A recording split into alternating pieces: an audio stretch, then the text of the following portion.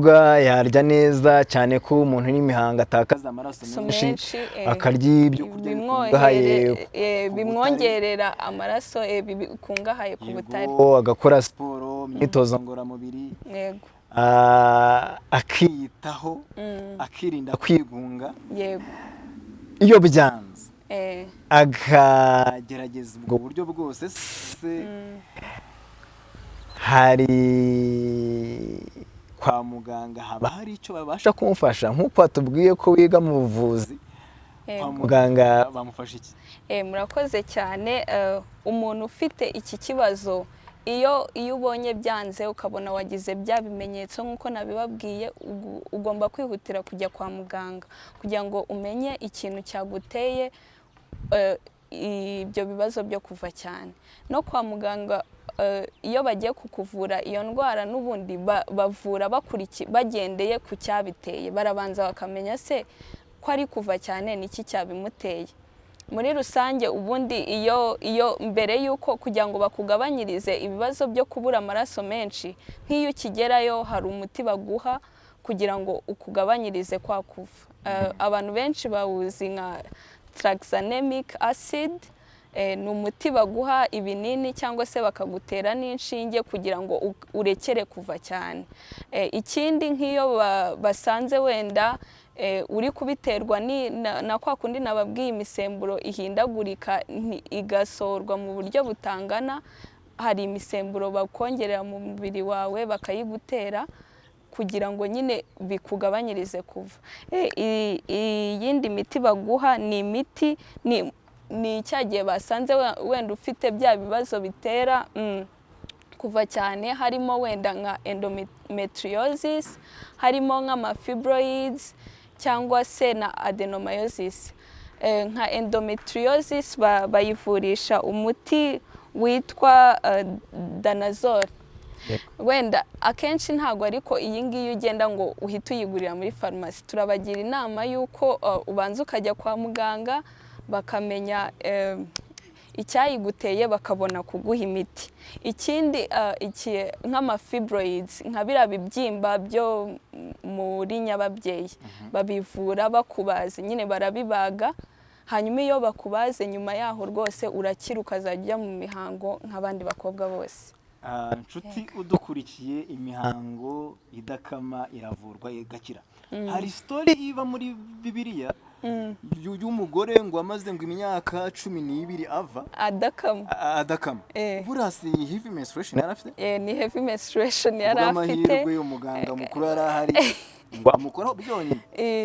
Ntabwo tuzi icyari cyabiteye, ariko icyo tuzi cyo nuko yakize. N'uyu munsi basha gukira. Yego, irakira rwose. Ikindi hari abavuga ko n'imiti yo kuboneza urubyaro bayitanga, nayo barayitanga. Yego, nayo iri mu yo batanga kugira ngo nyine ya misemburo iringanire. Ni ukuvuga ngo niyo basanze ari ikibazo cy'imisemburo bashobora kuguha ibinini byo kuboneza urubyaro rwose, ariko bikakuvura. Yego, nubona ufite icyo kibazo wajya kwa muganga ukabona baguhaye imiti yo kuboneza urubyaro rwose ntuzagire ikibazo, nayo ivura kuva cyane mu gihe cy'imihango. Ibi bitumye ngera ku kibazo kimwe.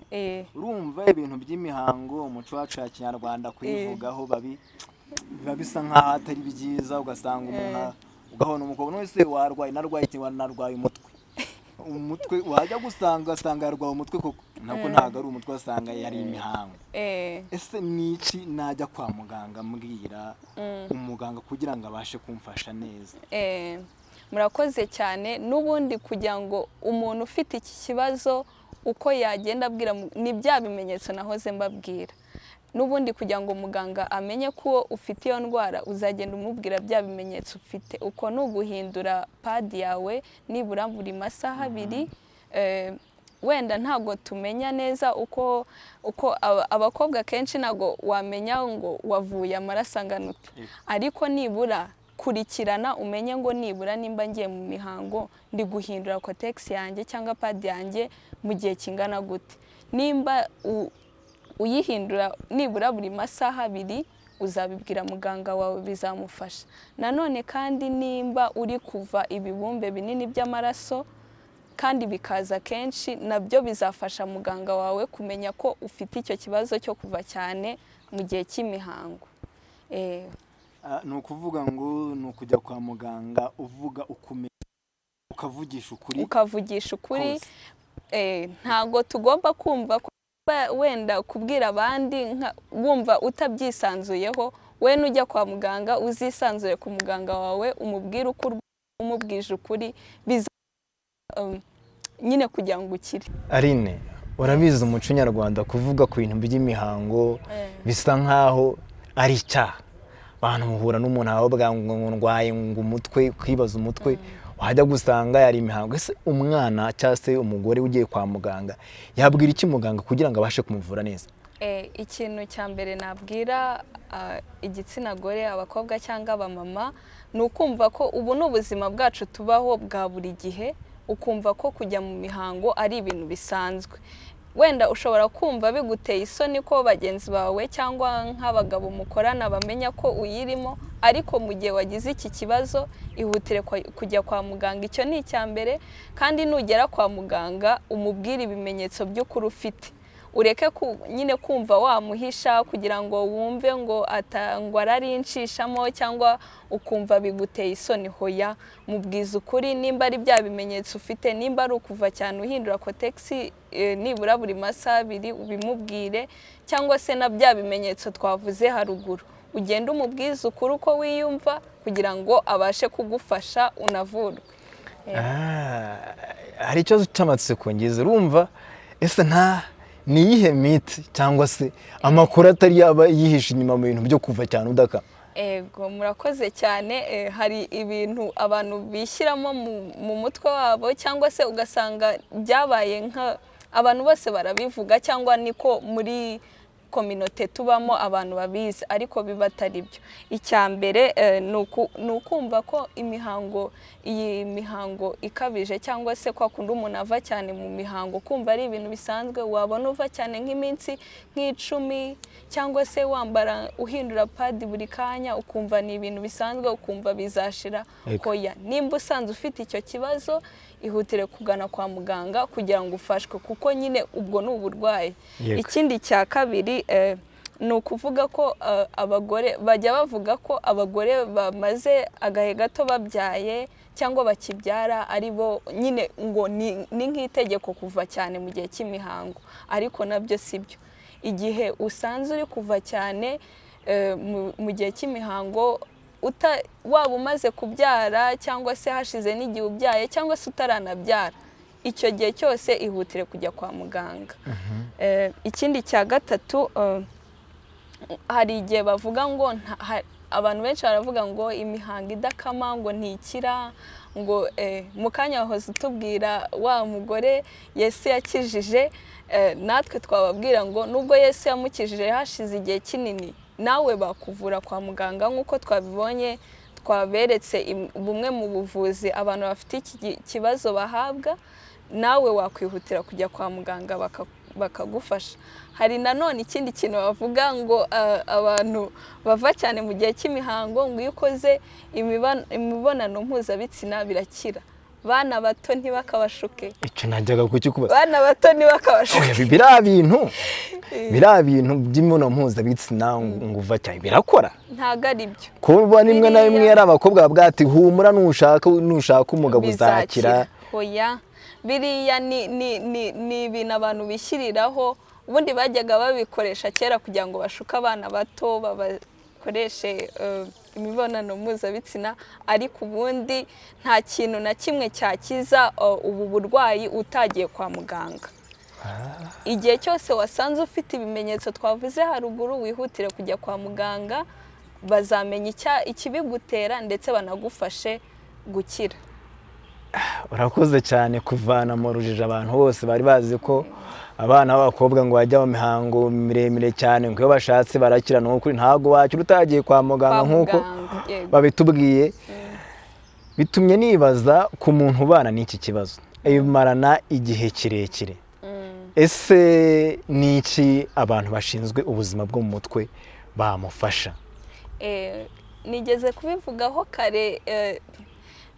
ubundi umuntu wagize nk'iki kibazo nigeze kuvuga ko ashobora kwigunga akumva ntiyajya muri sosiyete ameze uko uri kumva ni hahandi umuntu atagiye kwa muganga hakiri kare cyangwa se akomeje kubitekerezaho cyane bishobora kumutera muri zimwe mu ndwara zo mu mutwe zirimo nko kugira ubwoba cyangwa se kugira agahinda gakabije ugasanga umuntu arigunga. Rero ikintu abantu bashinzwe ubuzima bwo mu mutwe badufasha ni mu gihe wenda uyu muntu urwaye iyi ndwara, icya mbere wenda ni ukubabwira, badufasha kubaganiriza kugira ngo babereke ko bagomba kujya kwivuza, kujya kwa muganga. Ikindi no mu gihe babonye bwa buvuzi ariko yaratangiye kwigunga avuga ati sibi ni ibiki ndwaye, simeze nk'abandi bantu, akamufasha kwiyumvisha ko ubwo ari ubuzima busanzwe, ari indwara ikira, yagiye kwa muganga birakira nta kibazo. N'uwumva ufite agahinda gakabije, n'uwumva wababaye cyane kubera ko urwaye indwara utekereza ko itakira, muganga yakuganiriza kandi ugataha umeze neza. Mwegera ku musozo, umuntu ujya mu mihango, uvira mu mihango, ni umuntu ubana n'abandi, afite umuryango, afite niba ari umukobwa afite umuhungu bakundana, cyangwa se afite basaza, niba ari umugore afite umugabo babana. Nihe nama wagira abari hafi, inshuti ze, umugore we cyangwa se umugabo we, boyfriend, umusaza we, wabagiriye ihe nama? Murakoze cyane. Icya mbere, nimba ufite nk'inshuti yawe y'umukobwa uri umusore, cyangwa nimba uri umumama ufite umwana ugira iki kibazo cyo kuva cyane mu gihe ari mu mihango, icya mbere wowe ni ukubyakira ukumva ko ari ibintu bisanzwe, ukumva ko ari indwara bajyana kwa muganga ugakira. Icya mbere ni uguhumuriza uwo muntu uzi ufite icyo kibazo. Ikindi ni ukumufata nk'abandi bantu basanzwe, kuko nawe icyo kibazo nk'uko twabibonye ni indwara urwara ukajya kwa muganga ugakira. Rero ni ukumufata nk'abantu basanzwe, ngo ntiwumve ngo ntameze nk'abandi bantu. Ikindi ukamufasha kwiyakira muri sosiyete kugira ngo yumve ko nawe ari nk'abandi bantu. Murakoze cyane. Weho nkawe uramutse ufite icyo kibazo, uri kumwe n'umuhungu mukundana, murakundana, wabasha kumusangiza uko ufite ikibazo nk'icyo? Murakoze cyane. Utubwire nkawe. Ku giti cyanjye mfite icyo kibazo nakimuganirizaho kugira ngo bimfashe kubyakira njyewe ubwanjye, kandi wenda ndebe ko hari n'icyo wenda tuvuge njyewe ubu mfite ubumenyi, kuko nzi ko nyine ndamutse ngize icyo kibazo najya kwa muganga. Iyambura ubwo bumenyi. Nanjye nibyo nashakaga gukora. Wenda tuvuge ko ntafite ubu bumenyi, wenda nshobora kubimubwira ngasanga we hari amakuru abifiteho, akamfasha kugira icyo nakora kugira ngo njye kwa muganga.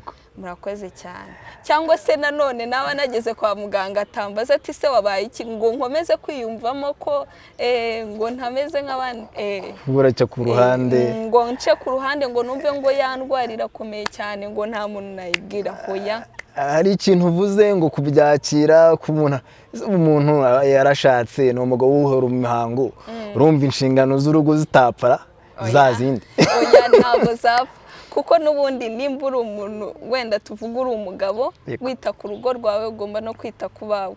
Rero nayo ni parti yo kwita ku muryango wawe no ku bawe. Nimba umugore wawe afite icyo kibazo, ugomba kumwitaho, ukamuha ibikwiriye kugira ngo akitwaremo neza mu gihe akigifite, ndetse anakivemo neza. Ntagire na kwa kundi twavuze ngo ibikomere ugasanga umuntu yarigunze, kugira ngo atazanakuramo bya bikomere twahoze tuvugana kare.